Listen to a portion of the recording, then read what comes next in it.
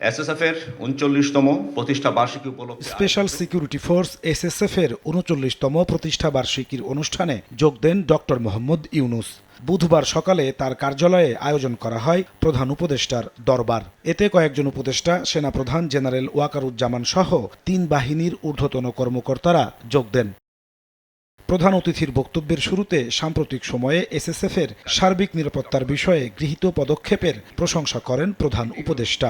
অতীতে শাহজালাল আন্তর্জাতিক বিমানবন্দরে ভিআইপি ফ্লাইটের জন্য ১ ঘণ্টা সব ধরনের বিমান চলাচল বন্ধের নির্দেশনা অন্তর্বর্তী সরকার বাতিল করায় জনভোগান্তি কমবে বলে আশাবাদ ব্যক্ত করেন তিনি। অতীতে শাহজালাল আন্তর্জাতিক বিমানবন্দরে ভিআইপি ফ্লাইটের জন্য প্রায় ১ ঘণ্টা সকল ফ্লাইট অপারেশন বন্ধ থাকত।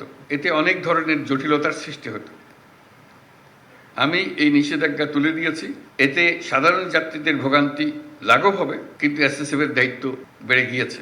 আমি মনে করি জনবিচ্ছিন্ন না হয়ে বরং জনসংযোগ ও নিরাপত্তার মেলবন্ধনের মাধ্যমেই এসএসএফ তার উপর অর্পিত সকল দায়িত্ব সফলতার সঙ্গে পালন করে যাবে। আধুনিক প্রযুক্তি ও তথ্য আদান প্রদান খুব সহজ হওয়ায় শতভাগ নিরাপত্তা নিশ্চিত করা চ্যালেঞ্জিং মন্তব্য করে বিশেষ এই বাহিনীর সদস্যদের রাজনৈতিক মতাদর্শের ঊর্ধ্বে থেকে দায়িত্ব পালনের আহ্বান জানান তিনি।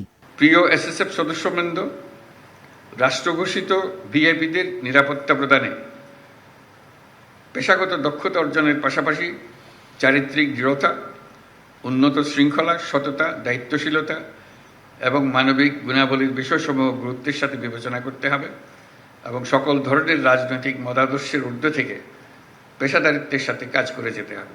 এসএসএফ এর প্রশিক্ষণ, অস্ত্র ও সরঞ্জামাদি আধুনিকায়নের প্রক্রিয়া চলমান আছে জানিয়ে প্রধান উপদেষ্টা বলেন, বাহিনীর সক্ষমতা বৃদ্ধির জন্য ইনডোর ফায়ার রেঞ্জ আগামী মাসে চালু করা হবে।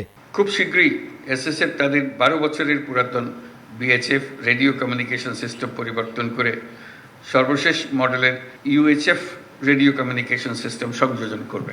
আমি জেনে খুশি হয়েছি যে এসএসএফ এর অত্যাধুনিক ইনডোর ফায়ারিং রেঞ্জের কাজ প্রায় সমাপ্ত এবং আগামী মাস থেকে এটা ব্যবহার করা সম্ভব হবে।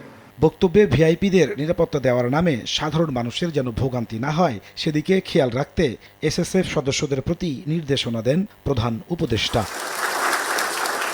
নাজমুস সালেহী, সময় সংবাদ, ঢাকা।